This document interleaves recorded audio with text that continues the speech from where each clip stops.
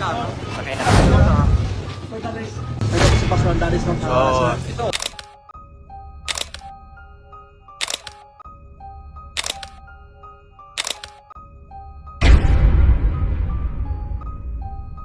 Mainit na usap-usapan ngayon ang ginawang paghuli kahapon October 16, 2023, sa isang bishop ng Baptist Church na si Pastor Denver Andales, kasama ang isa pang pastor din na si Jether o alias Kuya Nonot.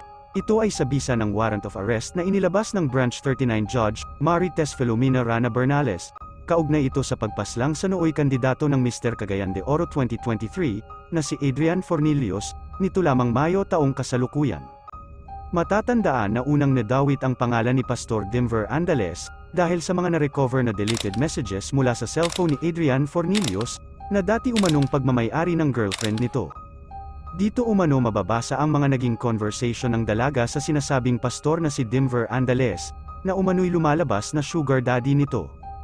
Ayon sa nabuong kwento, si Pastor Denver ay ang tumayong sugar daddy ng girlfriend ni Adrian sa matagal na umanong panahon.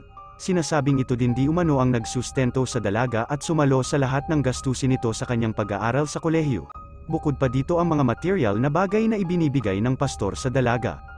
Lumabas din ang teorya, na maging ang motorsiklo umano ni Adrian ay nanggaling sa pera ng pastor, at sinasabing may alam din umano si Adrian sa relasyon nito sa pastor dahil mas nauna di umano ang sugar daddy ng dalaga, kumpara sa relasyon nila ni Adrian. Nang maisapubliko nga ang mga nasabing screenshots ng mga iba't ibang conversation ng girlfriend ni Adrian, mula sa mga deleted messages nito, ay lumalabas na selos umano ang dahilan sa pagpaslang sa nasabing binata. Sinasabing nakikipaghiwalay na umano ang dalaga sa pastor, dahilan kung kaya't naganap na nga umano ang nasabing malagim na insidente.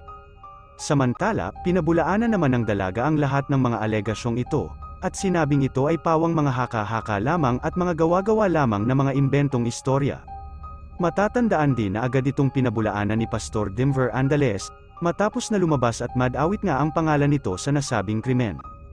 Ilang buwan ang mabilis na lumipas matapos na umingay sa social media ang sinasabing istorya sa likod ng pagkawala ni Adrian Fornillos, ay kahapon October 16, 2023, ay ginulat na lamang ang mga netizens nang sumambulat ang balita patungkol nga sa pagkakaaresto ni Pastor Denver, bilang umano'y mastermind sa pagpanaw ni Adrian Fornillos at ng isa pang lalaki na sinasabing isa ding pastor.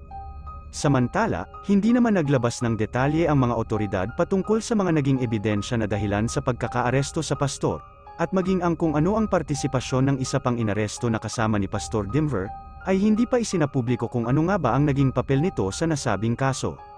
Sa mga oras na ito, ang pagkakaaresto kala Pastor Denver at sa isa pa nitong kasama, ay hindi naman agad nangangahulugan na sila nga ang totoong salarin sa walang awang pagkuha sa buhay ni Adrian. Mananatili silang inosente hanggang sa gumulong sa korte ang kasong ito, at sa tulong ng mga ebidensya at siyensya, ay lalabas din ang pawang katotohanan, at naway managot ang tunay na may sala upang mabigyan na rin ng hustisya ang kaawa-awang binata na basta na lamang kinuha ang buhay at pangarap nito sa maagang panahon. Ikaw na ang humusga.